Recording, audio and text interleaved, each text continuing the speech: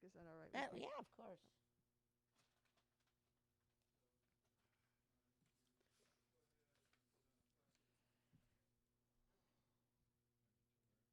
Okay, we're going to go ahead and start. So Okay. just 1 second. So Jenna,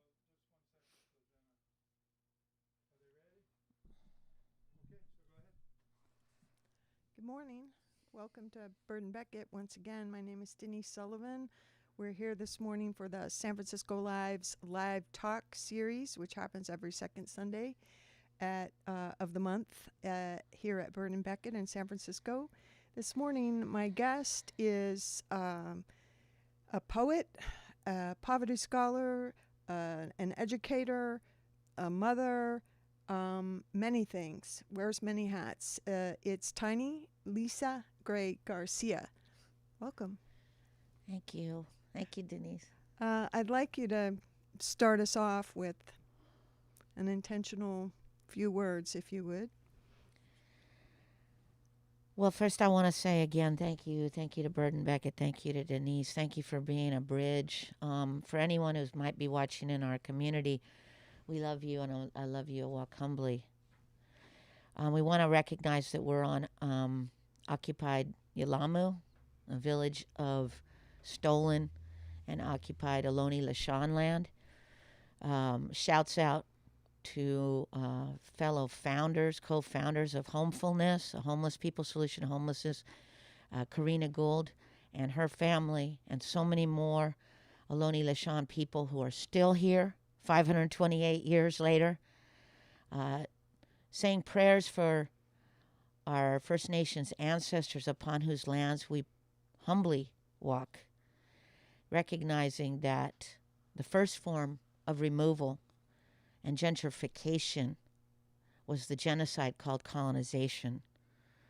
Want to lift up, recognize the fact that colonial crafted poverty, because we all had what we needed, has also proceeded to kill and cause the death of our black and brown and poor people who die on these streets because of the lies of homelessness and scarcity.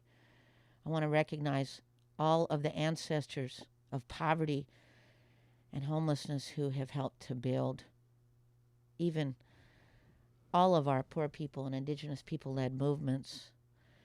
And I want to thank all the ancestors of all of you who might be watching today for opening your hearts to something different and recognize that we need to move a different way in this time.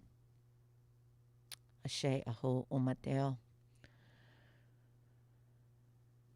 So I am a poverty scholar, that houseless mama, that houseless daughter. I'm all those people you don't want to see, never want to be. Look away from me. What you gonna do, arrest me? We're in your city. Yeah, we're right down the street, hiding in your doorway, trying to not be kicked, trying to not suffer the genocide of being a vict. Yeah, I'm a poverty scholar, and I rock my jailhouse attire, not 'cause orange is the new black. Don't believe that crack. Hollywood sell you that. I rock my jailhouse attire 'cause me and my po mama did jail time for the poverty crime of being houseless in this occupied indigenous holler. I'm a poverty scholar, the melanin challenged daughter of a strong Afro-Boricua mama for without whom there would be no me, a mama soltera and a welfare queen. And I want to end with that's called our slam bio. I'm a poet, but I also want to just lift up that I'm a member, a proud member of the Poets Project of Poor Magazine, just one of a huge village, layers and layers of poverty and disability and indigenous scholars who make up Poor Magazine, but also who walk every day right by all of us, and you may not be seeing us. And so when I say that I rock my jailhouse attire, again, it's not just poetry. It's life. because I need to uninvisibilize before your eyes, humble family. Uninvisibilize all those people that you don't see because you can't see. For those of you who have beautiful hearts who are trying to figure out, what do I do? What do I do about my brothers and sisters who cannot have a roof? I humbly say, first of all, to stop practicing the violent act of looking away. And so I uninvisibilize. I walk in this torn jail suit because, as I said in my poem, I did 3 months, 3 months in Santa Rita County Jail when I was 18 for the act of being houseless in this occupied Ohlone Lashon territory, L.A., up to Oakland and Frisco, because it is a criminal act within settler colonial codes. Don't get it twisted, folks. There are many. Over 184 laws in San Francisco alone to criminalize people like me and my mom for the sole act of not having access to a roof. So, yeah, that's what happened, among many other things. And so I walk in this trauma and this change every day in this occupied land, because we cannot continue to live this way. Humans cannot continue to, live in this scarcity model that we're all fed as a normal. We have to take back the recognition that there is enough for all of us, that abundance is possible. And we also have to recognize that Mama Earth is under attack, and connect the dots between climate terrorism and terrorism on our poor bodies. They're all connected. Yeah, that's one of the things, among many things, that I appreciate about your work, is that you come at it as a holistic thing. We cannot separate any of the parts. And we will refer to this over and over again as we talk, I think. But one of the things, so it's impossible, say, for me to ask you to prioritize. Well, what comes first, decriminalizing poverty or taking back the land or whatnot, right? But I will say this, that when I read your memoir, one of many publications, which we'll get to, that you provide for anyone who's interested. Like you said, if you want to, see some light or get more educated, which we can all afford to always get more educated, any one of the books that you publish will provide that. Some people need, how you say, a more kind of mainstream or something to legitimize the work, right? And if they need such a thing, I could recommend your memoir, Criminal of Poverty. It was published by City Lights, and it takes in, thank you, it takes in all the issues, but it's in a straightforward kind of traditional memoir style that is easy to read. There's a lot of hard information and fact and feeling in it. Oh, Mateo. But it kind of takes in a lot of what we're talking about and what you are concerned with, and it's a starting place for so much more that has sprung from your early life, right? Yeah. And it can't be stated enough, Right. which is why there's poetry, which is why there's a textbook of poverty scholarship, why there's a lot of other voices included in the work, the making of the work, the production of the work, and more importantly, just the platform being used to lift up others. It's not just about Tiny and Tiny's story.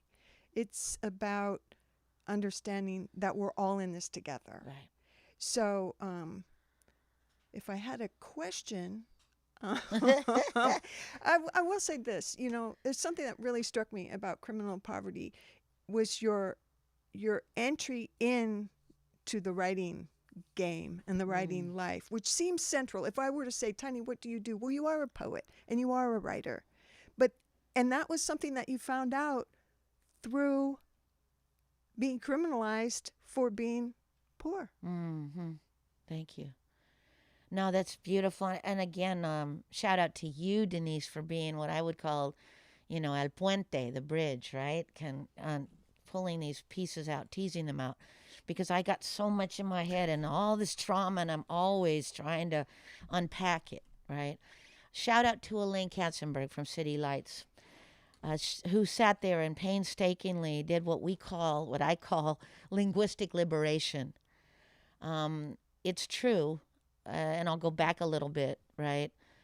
My mom was an orphan, an unprotected child, a mixed race, Afro-Boricua Celtic child who was literally tried to be killed by her own mother because of all kinds of colonial and terror, Catholic terrorism, and all kinds of reasons.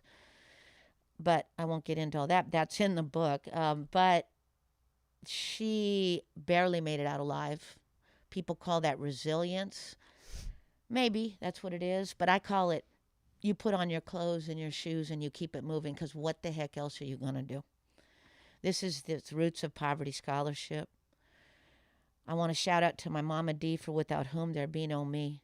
She's always walking with me. I do practice ancestor worship and honoring all the time, as all people should do, in humility, and all of the ancestors who lift me up.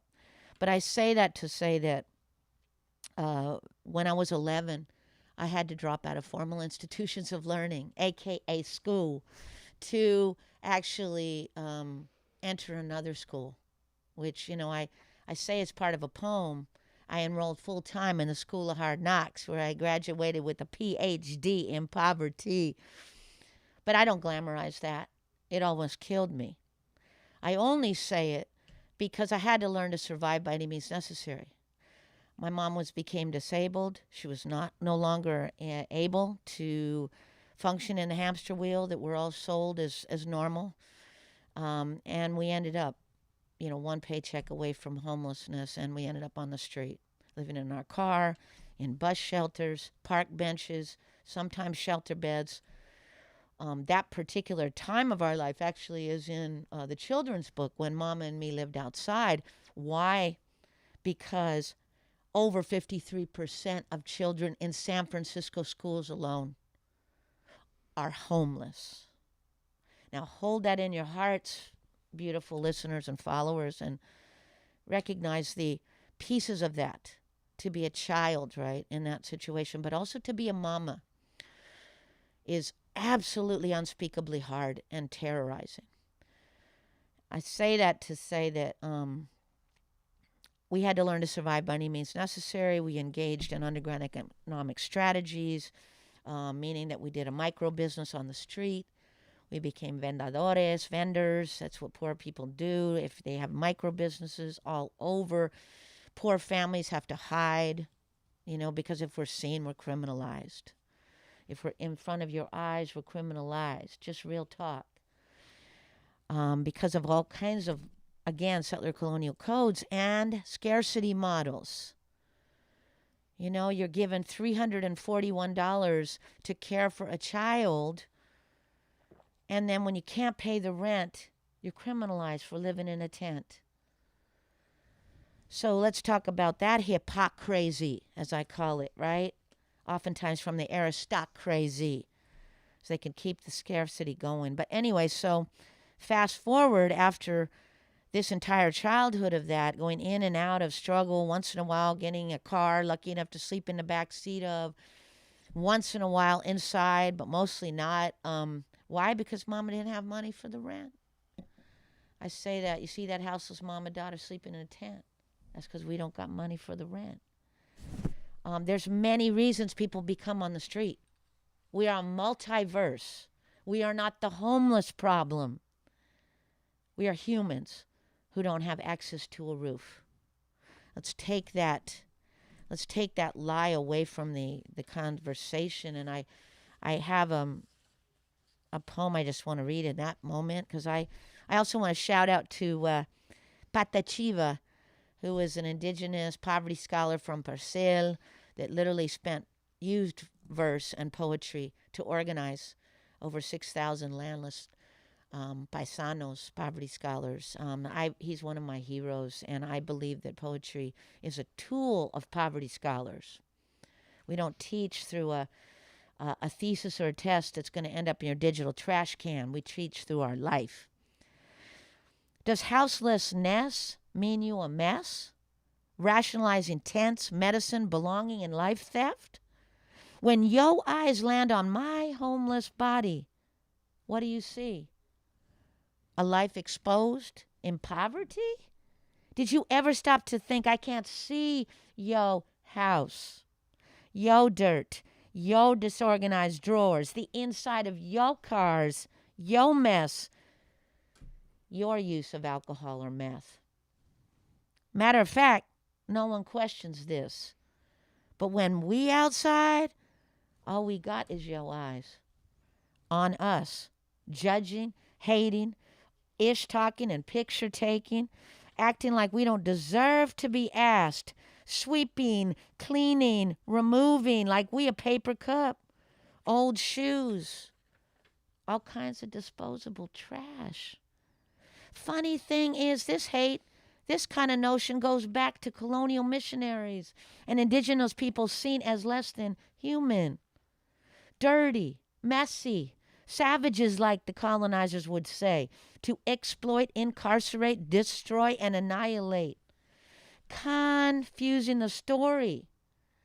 Well, the colonizers were raping, destroying, littering, drinking, and exploiting. So let's throw the record straight.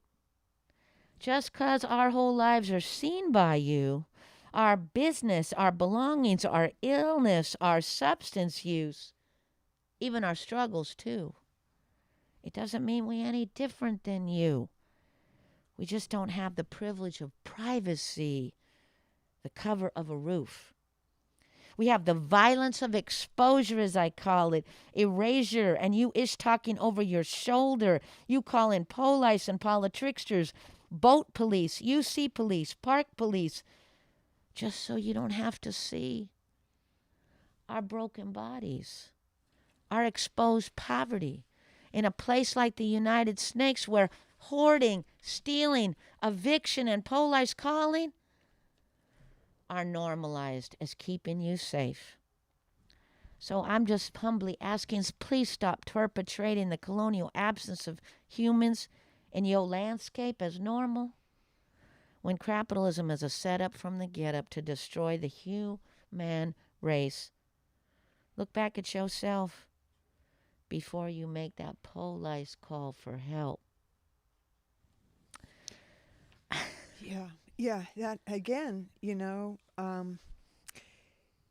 you can condense so much information onto the page, into a poem, into these great publications that you do. This latest, The Sidewalk Motel, Poems from a Poverty Scholar, and Potionary, the Po People's Dictionary, actually includes one of your glossaries of all the terms that you use frequently. And this is what I like, repetitively and over in your actions, in your writings, in your media appearances, right? That this is a language that we should all come to know and understand, because words are important, right?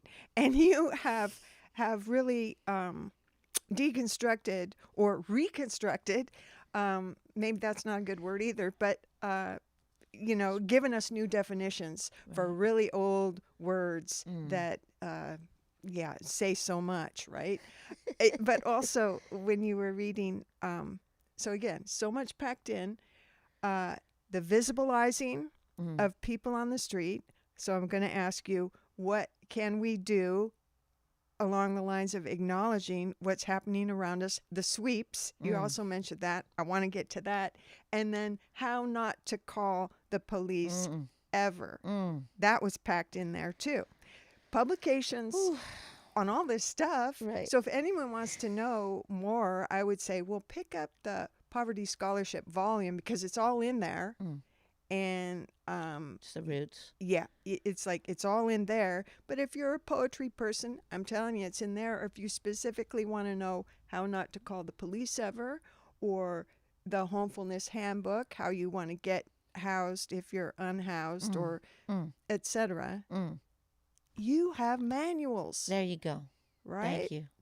Thank you for calling it that. It's an interesting framing. I want to shout out to my brother Mutialdo Silencio, my brother Leroy Moore, sister Auntie Frances Moore, Alexandra de Ruiz, so many more poverty scholars and indigenous scholars out there who are part of our village, Lori Herrera, and so many more. I want to call out to the youth scholars and recognize all of our powerful young people who are moving out of homelessness into homefulness. But I just want to go back a step because when we talk about coming out of, crisis and trauma and homelessness, we have to recognize that it's essential that people who are housed actually have a powerful role to play. So we don't want to be saved, folks. We don't want your crumbs. We want you to understand and overstand there is a different way to move. And that's why we're constantly putting out all these bridge, these manuals, right? Yes, Poverty Scholarship, Poor People-Led Theory, Art, Words, and Tears Across Mama Earth is the sort of the textbook. What, right? And how about that? Us poor people made a textbook. Now, it's very important to recognize and talk about how normally people who are in struggle, both, in struggle with colonization and homelessness, they continue to create what I call about us, without us media, which again is why, we love you so much, Denise, and yay to Bird and Beckett for inviting me in. Meaning that, entire degree programs in academia are created about us, without us. Indigenous peoples' bones like Sister Karina, Ohlone Lishan Nation are still locked up and incarcerated at institutions like UC Berkeley, Stanford, Harvard, on and on. Why? Because the essential idea is that poor and indigenous peoples have no legitimate theory of our own. Well, actually, we do. And again, this all goes back to scarcity versus abundance. People might wonder, what am I talking about? Crafted poverty? Well, it is. First peoples had everything that they needed before someone came over and suddenly claimed it as their own. And so I say this with love out to folks who are conscious settler colonizers who might be listening. This is not about hate. This is about love. Sometimes my words are hard because I've lived through it. But my words are hard, coded in love, because we have to operate together to uncolonize and ungentrify our collective lives.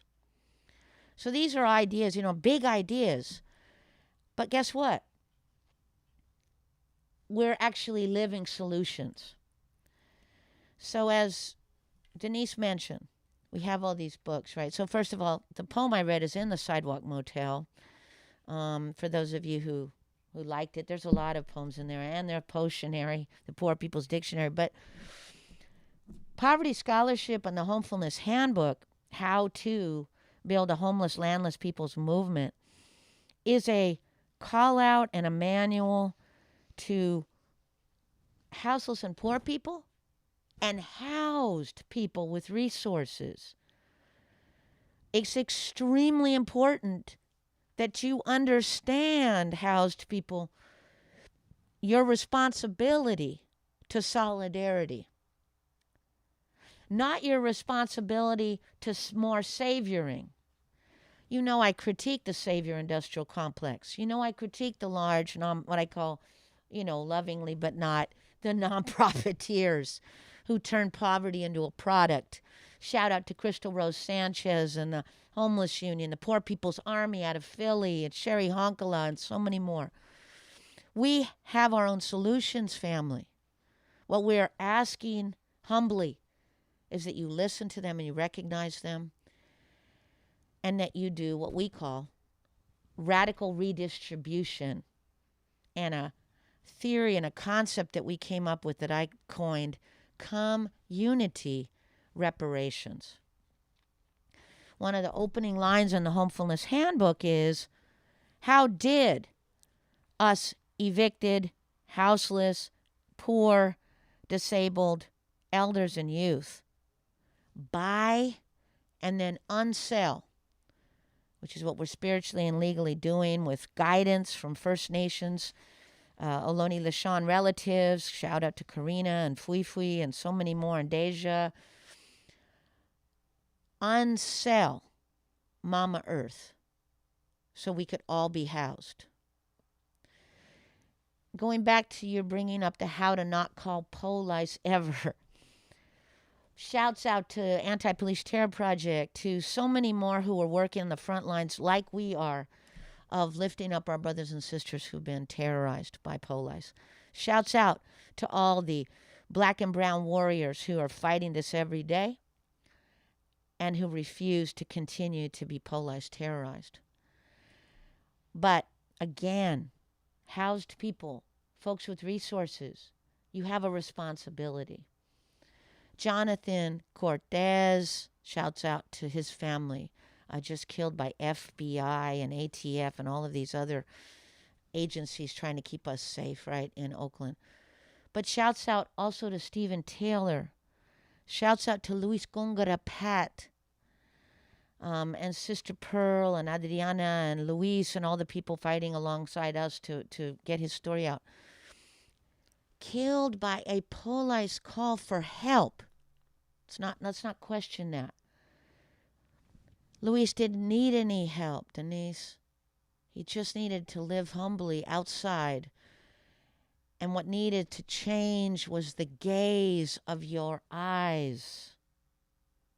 So when I talk about the violence of exposure in that poem versus the privilege of privacy, I urge people to read that and to see it as a prayer. Because it's really teaching you to change in so many ways your perspective, to flip the what I call cult of rehabilitation. No, we don't all and can't all and aren't asking for these forms of help. What we are asking for is to be listened to. And so again, I let everyone know that we're sitting before you with solutions that we've enacted. Homefulness is a real thing. It's happening right now in occupied Ohlone Lishan land, a.k.a. Oakland, Deep East Oakland, that is, an intentionally blighted poor people of color neighborhood that's on the cusp of you know how I say it. Won't say it on here because I don't know if it's okay. Gentrification. Already having these violent rents, $1,000, $2,000, $3,000 that nobody can pay, who doesn't have, over 100,000 a year jobs and all of that weird things. And again, shout out to Rap and others, Rap Home, who's been doing that work, or what I call research, one of my other words, poor people-led research. But we only could have done that because we have no resources. But for the fact that we invite all people to come to People School, decolonization, degentrification seminar. The next one's end of January, by the way, on Zoom. To unlearn the lies of scarcity and capitalism that we've all been taught as normal, and to live a different way so that we can work together to stop savioring and start solidarity. We are currently building and about to open, if the City of Oakland permit gangsters will let us,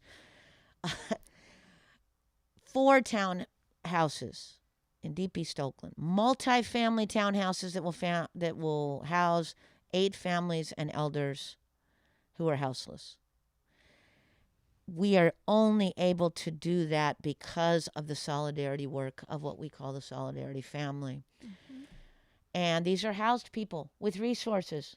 Currently, we just got invited up to so-called Bellingham, Washington, occupied Lummi and Nooksack territory.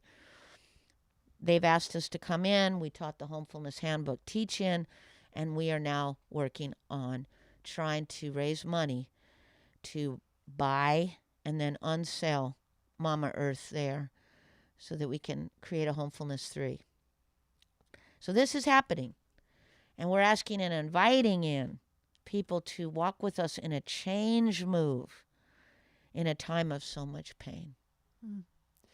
Yeah, I'm reminded of a couple things from the book, and also just from the very visible actions that you do. The what is it? The hoarded resources, and finish that for me. Stolen land, hoarded resources tour. Hoarded resources. On tour, yeah. And you do have allies and people in solidarity and doing similar work in their regions, right? Because this is a regional, and then it's spread to be a national and, of course, an international movement, right? Yeah. But that you are getting responses. And I'm thinking of a story just that I read in the Poverty Scholarship text, where one of these walks, and you can tell me more, but one particular walk in Oakland, right, where it was like a cold call, knock on the door, right, and the man came out, and he's like, let me hear what you have to say. Wow, I'm interested. Give me your information. And the next day, he followed up with a call, much to everyone's surprise, like, this guy is real. Right. And that occasionally you do meet folks like that, but you need to meet more folks or to connect with them. This is what we're trying to get across here, is that there are solutions available. They're like at our fingertips. And it just takes a man opening the door and having this dialogue. And the floodgates are open to solution. This is what you have envisioned. Yeah. And are actually enacting and bringing to fruition. Shay. Yeah. Right? Yes. First of all, thank you for bringing up the Stolen and Hoarded Resources tours, untours, because tourism is a violent act, specifically, so we call them untours. But it's extremely important, and again, going backwards to land back, right? We have one of our placas, one of our signs that says unsell Mama Earth, so houseless indigenous people can build our own solutions, right? So we do the Stolen Land Hoarded Resources on tours all across occupied Turtle Island, a.k.a. the U.S. We've been everywhere from Park Avenue to Beverly Hills. It's pretty funny because, we go humbly. It's not a protest. We always say that. We're not doing a sit-in. This isn't an occupation. How could indigenous peoples do that anyway, right? It is a humble prayer walk where I have a saying, the revolution will not be melted in a pot. We all come to spirit differently from all 4 corners of Mama Earth. And we appreciate and love all the ways that people practice spirit, right? But I say that to say that the funny, not funny things that happen is multiples. One, for instance, in Beverly Hills, Leroy jokes that we had a police escort there. They were waiting for us. They got out of the car and they're ready to, you can't be here. And we were like, well, why not? We're just humbly walking down the middle of the street, right? Knocking on doors. People don't have to answer. There's no sitting on. There's no yelling, whatever. And he's like, well, I don't know. And then he couldn't really figure out what was actually the citable crime. And then I asked him a question, the cop, right? I said, does your family own any of these buildings? And he's like, no. I said, well, maybe you should join us. How about that? And it was so, like, you could tell, confusing, one of my words to this guy, that he didn't even know what to say. He gets back in his car. He just starts following us. But it's a very important thing to pull apart. We intentionally go into what I call wealth hoarder enclaves. And again, I say these hard words with love. It's not to,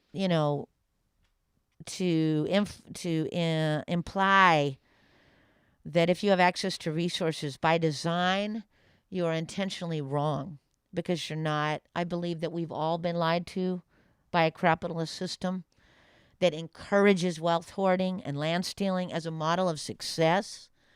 And if people really understand and overstand that violence, that somehow you're seen as successful, right? If you hoard all these resources, the violence of a Jeff Bezos and a monsterzon, as I call it, the violence of the concept of evicting people so you can make more money on Mama Earth. Ibaye Iris Canada, 100-year-old black elder, evicted so they could flip her apartment in San Francisco, right? Elaine Turner, Ron Lickers, so many more, and all the warriors who fight. Luis Gongora Pat was evicted and gentrified before he was on the street. Do you know the violence that causes? I call it the lie of rent. Rent is a lie. Making money on Mama Earth is violence. Mama Earth was never for sale. Our First Nations ancestors always knew that. But again, one of my sayings is the private property is a settler colonial lie. There's a poem in Sidewalk Motel about it.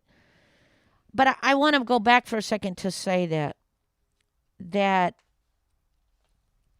we go into the wealth hoarder neighborhoods because those are the spaces and places that are never talked about, right? That they're endlessly protected and they're constantly polarized. But our neighborhoods, where we supposedly kill each other and there's all this violence and that's a bad neighborhood and all those things which are intentionally sets up from the gets up, are constantly predated, constantly polarized, constantly harassed, and constantly gentrified. And we are constantly being removed, right? And again, shouts out to all the warriors who are fighting that in this city with the Phil No Mo district and the Mission and, the Bayview. Shouts out to the San Francisco Bayview newspaper, our comrades, and the warriors, Marion, Nuve, and so many more. Because the reality is that the hoarding and the protecting of certain class actually enables the scarcity. So I always put this out, first of all. People like Jeff Bezos are never seen as hoarder clutterers. They're seen as successful. And yet, us poor people, when we get too many boxes or too many newspapers, we're called hoarder clutterers and pathologized because we're trying to fit these things into a little tiny box of our homes because we have trauma so deep that we equate things with love. And we have so been destroyed by the endless removal and racism and white supremacist nation that we no longer even have a feeling of safety. And so again, when I talk about the violence of exposure, poor people are never safe. Never safe. We are questioned. 51-page proof of income forms just to get a crumb. We are constantly suspect, and we are constantly pathologized. So the Stolen Land Hoarded Resources Tour is a prayer where we humbly walk into these neighborhoods with this medicine of radical redistribution and community reparations. Shouts out to the warriors, Lisa Ganser, Nomi, Braille, all the people, Sin, all the folks in so-called Bellingham. Because just to give you my example, we did one there. Old school, settler colonizer town, people long time protected and polarized. Got to one of these things I call clan mark. Yes, I did say clan mark. It's one of my words instead of landmark. One of these huge houses, right? Like something out of, old literatures, whatever. We knock on the door, and a guy comes out. And honestly, I thought he was either 600 years old or maybe 70. I don't know. Maybe he was a colonial ghost. I don't know. But he comes out, opens this behemoth door, and peeks out and says, "Aren't you supposed to have a badge or something?" I'm like, "For what exactly?" Like, me and my son Thibu and other youth scholars were like, "What are you talking about?" We're just sharing this concept with you who have so much to maybe redistribute a little bit for folks who have none. For you who has a house with 32 rooms and an endless amount of blood-stained paper trail that says you own Mama Earth, how about you redistribute with people who are arrested every day for sleeping on the street, who have the violence of sweeps, who have our tents and belongings taken away because we are no longer allowed to have belongings. When you're on the street, you're seen as trash. And at the end of all of that, and I didn't even say that much, he goes, "I'm calling the police. You're trespassing," and slams the giant Harry Potter door at us. And he did. He did call the police, and he did say trespassing. And I want to go back to trespassing to break down these settler colonial codes. It's one of the over 3,000 laws on the settler colonial books. I call them lies that say it's illegal to not have access to a roof when private property was put in place by the very same people. Because back in the day, when they were first committing genocide against First Nations folks and gave 5 cents a head or a scalp and all of these horrible things that Karina teaches and other warriors, First Nation warriors, they had to figure out ways to incarcerate us.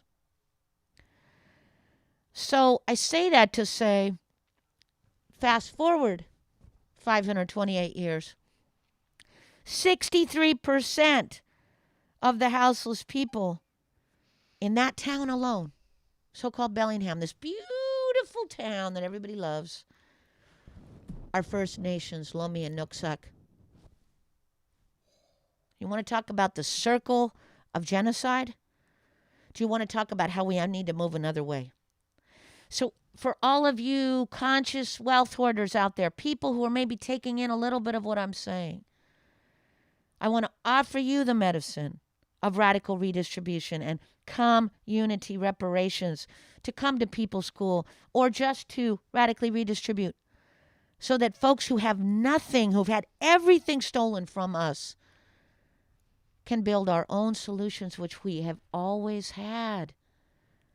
And for all of you who might be overwhelmed by all the consciousness happening, people of a different generation, not understand, the resistance to police, not understand the powerful African revolutionaries of Black Lives Matter and other movements, I want to point out that you have a radical movement too.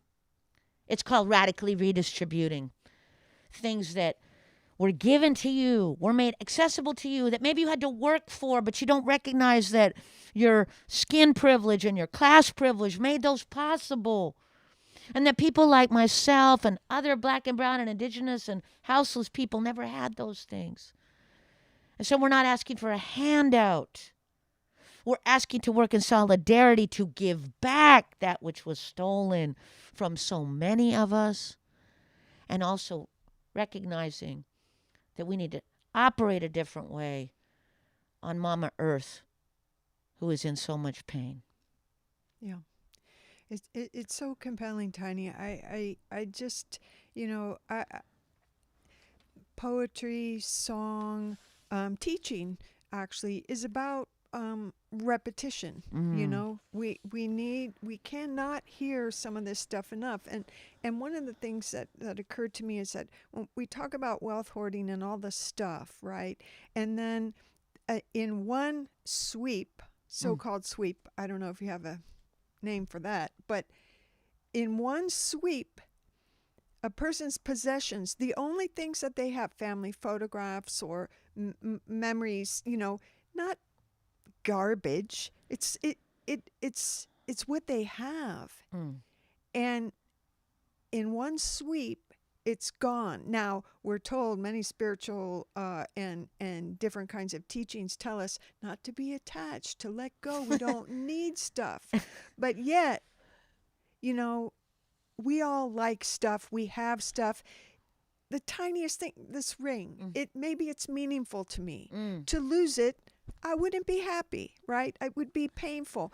But if I lose my essentials for daily living, okay, maybe someone could feel. Maybe someone who has abundance, excess, too much stuff can feel that. And you know what? I don't want your old stuff, okay? As you said, you say it very plain in the book, and I'll just translate it right here if it's all right. Please. Write the check. There you go. Stop the mess, start writing the checks. That part. That part. Okay. Now, granted, like you save that to the end of the book, but maybe some folks won't get to the end of the book. Maybe they're just going to watch this program and they need to know what's the solution. Write the check. Okay. There you go. I love that. Well, I wanted to back up on something you said, because there's a lot there, and I wanted to again kind of go back as we're, any of y'all who are trying to figure out and hold this right to the fact that in almost every school district across the U.S., 30 to 60% of children are currently struggling with housing security or straight up sleeping on the street. It's why I did the children's books when Mom and Me lived outside, because I want to say that we need to have a protagonist that we can see ourselves in, because one of the things that children deal with and adults is what I call poverty shame. But so do folks who have resources, wealth hoarder shame. And so there's a lot of hiding that goes on. When I say the Savior Industrial Complex, you have people who are conscious, right, who become activists, who work on these movements, economic justice activists, sit in a room maybe planning and strategy making and doing all these things about poverty, homelessness, etc., racism, incarceration, prison abolition, etc., and never claim that they're trust funders and they have resources and they could immediately write a check and solve a problem. How about that? I'm about solutions. My mama didn't raise no talker, fam. So everything I teach, I walk, live, and liberate, because I don't feel like there's any time to waste. I need to ask you this just because I last talked to you at the start of the pandemic, before everything shut down. We didn't even see it on the horizon. And it's been almost 2 years since then. And I want to imagine, I knew you were busy before, okay? But during these 2 years of the pandemic, I kind of want to know what your day look like in terms of that. We don't have time, and you have people that you're serving, and if you could just tell me what a day looked like, just a sample day for Tiny during these years. Yeah. Shout out to Israel Munoz, Teo Mutiado, again, Auntie Frances Omawale, Self-Help Hunger Program, our sister movements, who are on the ground, on the street, every day and never stopped. So yeah, what happened? Again, another book, Poor People's Survival Guide through COVID-19 and the virus called poverty. You might wonder what that means. Well, we were lined up for food long before COVID. People might not want to feel that, see that, hear that, but it's real. Shouts out also to Rupa and Deep Medicine Collective and all the warriors at Berkeley Food Network and folks who redistribute also to make this possible. Our Solidarity family. So what happened in COVID for us is a lot of the big nonprofits shut down. So what happened? We hit the streets even more. We have a project called Roofless Radio, ROOF, Roofless Radio. And you can see some of those videos on our YouTube channel, Poor News Network. Check it out. From here to all across the U.S., we do Roofless Radio. So that us poor people can speak for ourselves about what's going on. We don't need a translator, folks. But I say that to say that what happened is that the need became greater, if you can imagine that. And so we got even busier. And we started Roofless Radio 4 days a week. We started radically redistributing, literally to over 1,000 people a week. We kind of had to bump up what we call Poor Mama's Reparation Fund because we have all these sub-reparations funds under community reparations. And we've actually, our Solidarity family, by the way, started what I call a sacred vessel, the Bank of Community Reparations. And for any of you guys who might be listening and want to do an end-of-year donation, yeah, we are a nonprofit. We have the 501c3, which we've held on to by any means necessary and kept legal and right because sometimes folks with money are afraid to give to poor people. Real talk. Think, I don't know, we're going to go to Mexico with your $20 or something. I don't know. But I say that to say it goes directly to the people. So when I say sacred vessel, there is no middle human, right?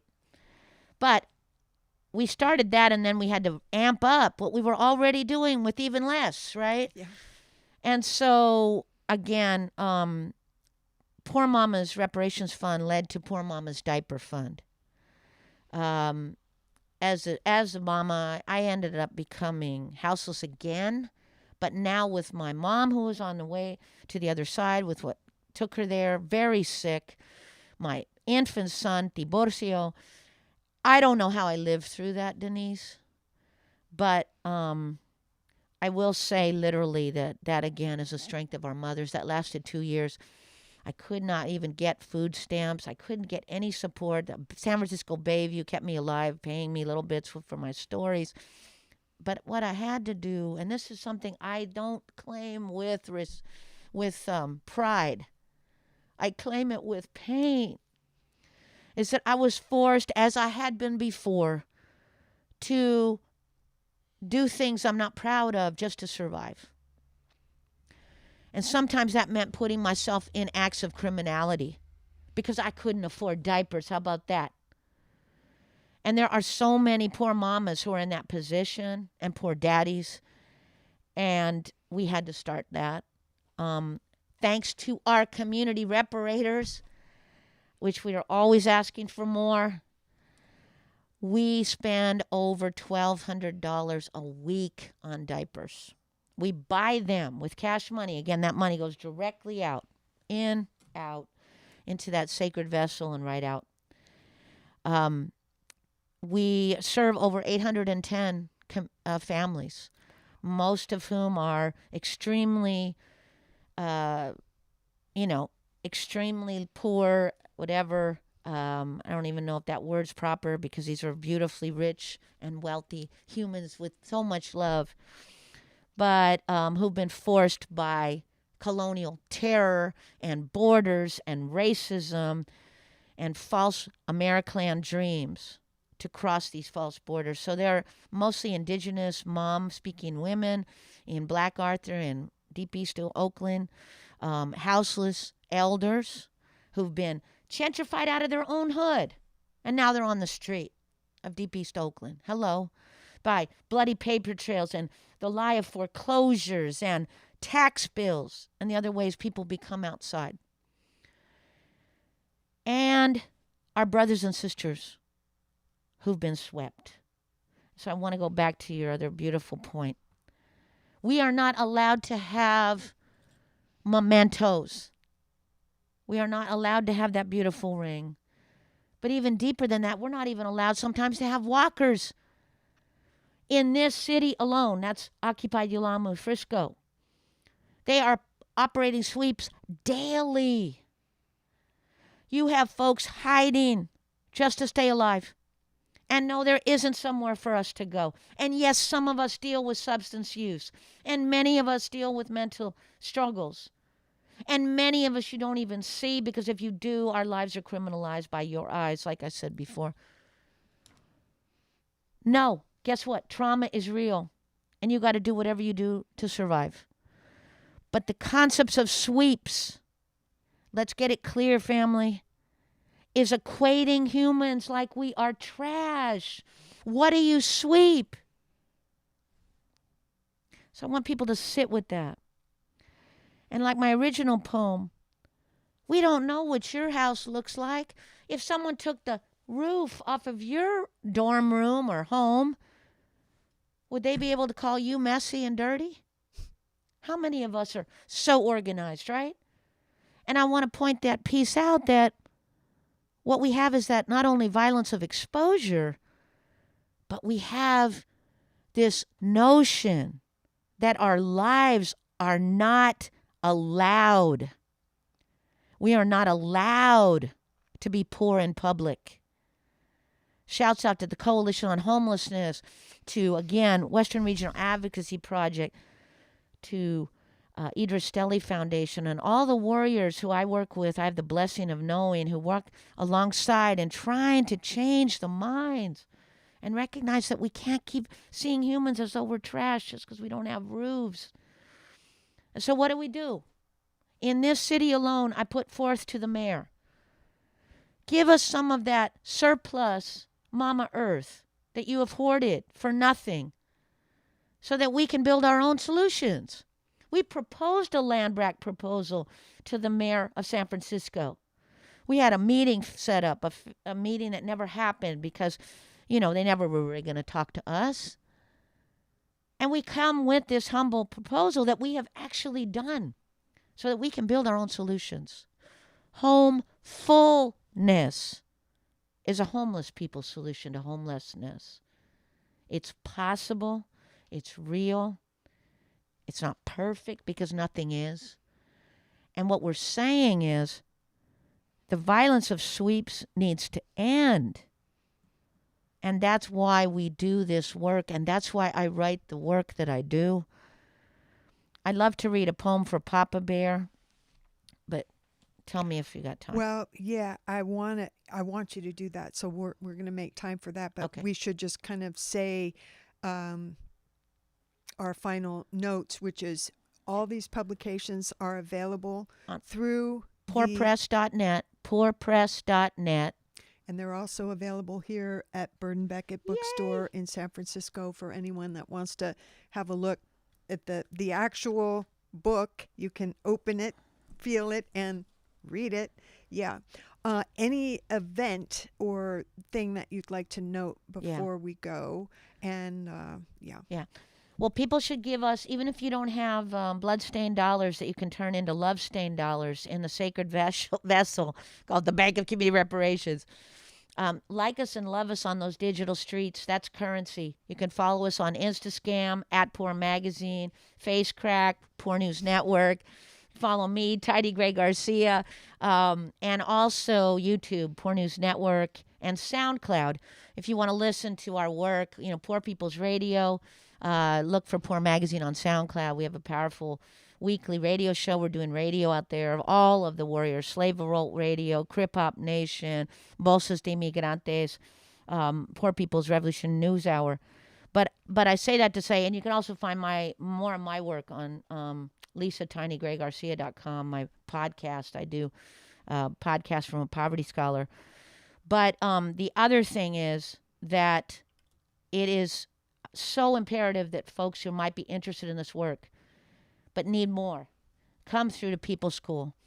It is happening at the end of January. You can go to racepovertymediajustice.org to register. Check out our publications, and also, think about, even in the smallest way, operating a different way. People are always welcome to reach out to me. I'm always here to come to your school, your organization, your community, your encampment, your street corner, to teach on this work. Myself, or along with my fellow poverty scholars and warriors, Moteado and Francis and D. Allen, Poe Poet, and so many more. Yeah. Lisa, Tiny Gray-Garcia, thank you for being with us today. It's always good to see you and hear from you. I'd love for you to take us out with a poem. Okay. This is a poem for Papa Bear, an unknown soldier killed in the undeclared war on the poor. A thumb is a terrible thing to waste. Black, poor, and disabled thumbs, legs, and lives are perceived as trash when you live outside. After all, we are not human in your eyes, just an unsightly tribe, lost our humanity and personality on the curbs, inside of doorways, and on the roadside. Excuse me, sir, do you have any spare change? On hard cement, working cement aisles of objectified hate, here lies the unknown soldier, killed in the undeclared war on the poor, standing on street corners, working cardboard signs and cups. Maybe a blink of your eye gets a sliver of your disgust-filled love. My name is Papa Bear, did 3 tours in your empire wars, killing people you never had to see, think about, or care for. Now I'm houseless in these stolen United Snake streets, right in front of your eyes, and yet exist nowhere. The only people who see me, people hope I disappear. I died, I'm no longer there.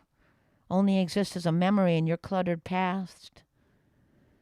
Here lies the unknown soldier killed in the undeclared war on the poor. I was killed from the violence of your not wanting to see me anymore. Thank you. Ashe ho omadeo. Thank you.